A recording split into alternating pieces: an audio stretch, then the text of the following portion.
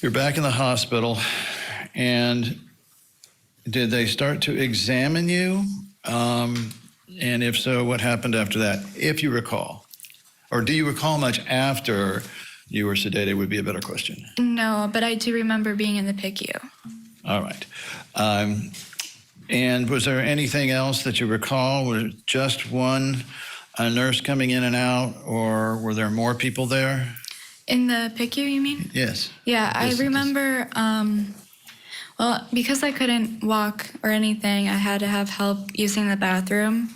And I remember, it's quite embarrassing, but my dad was helping me clean up, and a doctor came in, or so I thought, a doctor, because I knew it looked like a doctor because all of them wear this like white lab coat, and then there's colored squares across their chest.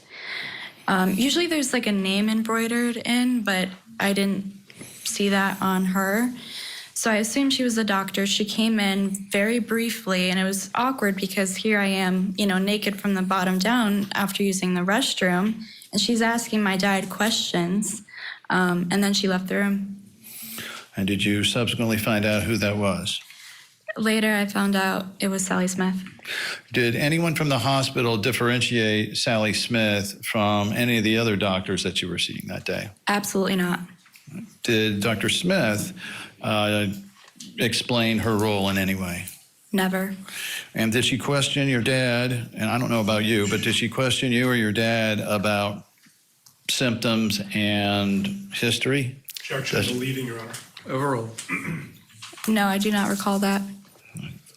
Now, after Dr. Smith then, was your mom telling the doctors, do you recall who was in there at that time, the doctor-wise? If you don't, I don't know their names, sorry. Man, female, male? It was usually more than one, but sometimes they came in individually, and it was mixed gender. All right. And so was your mom explaining the symptoms? And She always did. I mean, that was pretty routine. She had to do that for almost every visit. was your mom worried from what you could tell, or excited? How would you describe her? Well, she was definitely worried about her kid, and we had just moved to Florida, and I don't know if you know, but there was a hurricane during this time, so I think everyone was kind of on edge. Did you learn at that time or subsequently why you went to Johns Hopkins as opposed to other hospitals? Or, well, there was a Johns Hopkins in Sarasota, wasn't there? I don't know, but it was a distance thing. We were staying at the Ronald McDonald House. Oh, okay. Because at the time, it was easier to get to my infusion place with Dr. Hannah rather than driving from Venice to wherever he was located. And it just so happened that the Ronald McDonald House is very close to Johns Hopkins All Children's Hospital. So you were on campus, in other words, at Johns Hopkins? Yeah, pretty close. All right. And so your mom told them about the symptoms. Do you recall them questioning you at all about your symptoms? No. So what happened after that, to the best of your knowledge? Did you stay up, go to sleep, what? Well, like I said, there wasn't ever a specific time where I saw the doctors and nurses ask my mom to leave. It was only because this was the day that she had to go to work, and that was my last conversation with her. Whereas with my dad, I vividly remember people coming in and telling him that this was his last time to say goodbye to me. So was this the last time you saw your mom? The last time I saw my mom, my dad wasn't there.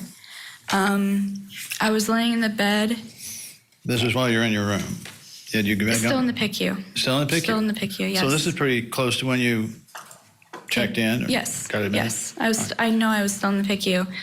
My mom was like picking up her work bag and just like little things she had brought to the hospital, and she said, "I love you and I'll see you tomorrow." And I never saw her again.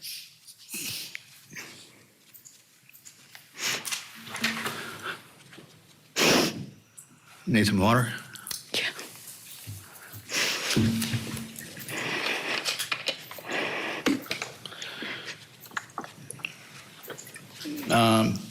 I noticed you're wearing a necklace. Why don't you explain that? Yeah, so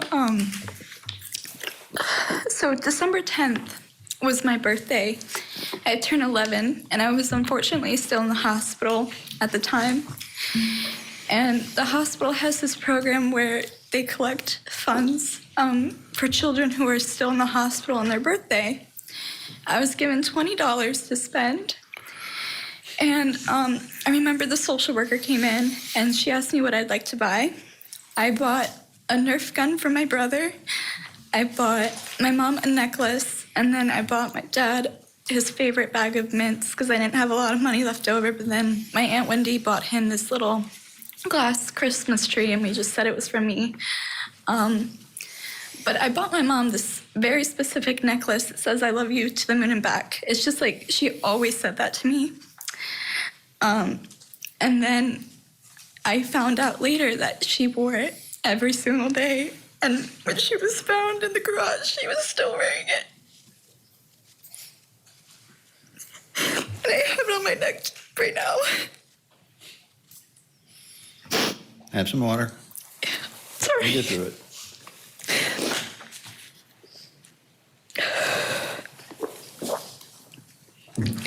Can we publish 2571-001?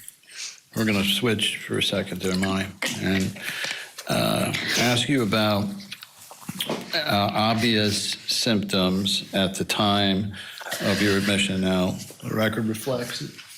This is October 8th, 2016, so this would have been the day after you came in? Yes. And was this a Friday, and then this one would have been on a Saturday? Correct. All right. And what is that there? It's a lesion, and again, the same thing. It's just smaller ones connecting. Okay. Now, since that time, have you had the opportunity to review some of the Johns Hopkins records that were supposed to be documenting your condition here and there? Yes. All right. Let's show 1001-2645. And I'll represent for the record, it'll show it's the skin assessment for that same day. Now, let's look for the 8th here.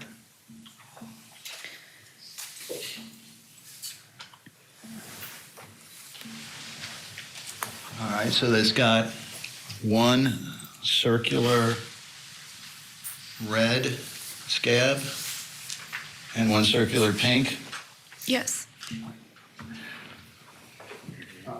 But nothing else about the other lesions on your body? Correct. Did you have one on your back or not?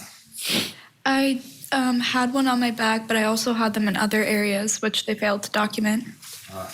So the ones they're talking about here, and this can be confusing, they're talking about the one on your back, or did they ever talk about the one on your legs? They never. The ones on your legs. Yeah, no, they didn't. Not on that date. Okay. Let's continue then. So you begin your stay there. Were your mom and dad able to come see you in your room at this time? At this time, yes. Okay. Your dad. Okay. And then tell us about the rooms you stayed in during this period of time, October, November, December of 2016. Regular hospital rooms? So first the emergency room, then the PICU. The most distinguishing thing about the PICU, even though every room kind of has it, it's the circular clock. And I remember that because that's all I looked at for days, and I just heard it tick because I didn't have the strength to watch anything on the TV. And then when I was moved up from the PICU to a different floor, I believe it was 7. I stayed on 7 a lot. I had multiple different rooms, even though their policy is every 30 days you switch a room. I think I stayed there over 90 days, but I had way more than 3 rooms. And these rooms had surveillance cameras. And when I was placed in those rooms with the surveillance cameras, I was told that to not worry about them, they don't work. So now, if we could, there has been allegations here that you were outside your room 95% of the time. Can you tell the jury whether that's true? That's not true at all. Most of the time I was in my room. There were times where I went to PT, which I was outside my room, and there was a few occasions where I went to the rec room. But for, I would say the majority of my time, I was kept in my room. And did the rooms have the kids that were there, their names on the door or next to the door? So at one point, I started to get wheeled out into the hallways and whatnot, and that's when I was going to PT or the rec room. And I noticed something really weird was that all the other rooms on the floor, they had name tags. It would say the patient's name and just the last initial. Whereas with mine, I just had a sheet of paper in there with color-coded stickers. I asked the nurses what the color corresponded to and what that meant and why I didn't have a name, and they would not tell me. I asked multiple nurses, and all of them said, I can't tell you. During this period of time, do you recall an instance where your mom was trying to get in touch with you and the nurse said something different than just simply putting it through to you? Which instance? Was there a time during this period, this first week or so, when your mom called for you and you did not receive the call but overheard what was said? Yes. So I remember that my mom was on this phone call, and the person who she was speaking to, a person at the hospital, I'm not sure what role they had, but they claimed that I never asked to speak to my mom. I was doing fine. I was okay in my room. I hadn't had any questions about why my parents weren't allowed to see me. And that infuriated me so much because all I did for days on end was demand to speak to my parents. That's all I wanted to do. And I most certainly wasn't just sitting in my room. I was crying. And